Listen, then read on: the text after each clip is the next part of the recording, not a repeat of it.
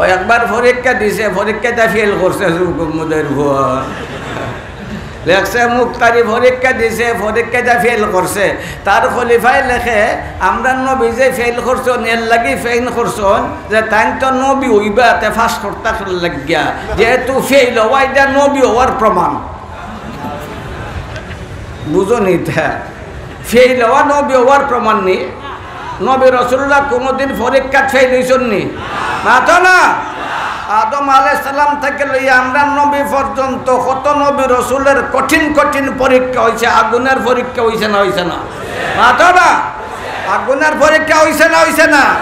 নবী ফেল করছেন নি? নবী ফেল করছেন নি? পানির পরীক্ষা আইছে না আইছে না? নবী ফেল করছেন নি? নবীরা পরীক্ষা কখনো ফেল করেন না। নবী সকল পরীক্ষাত পাস করন।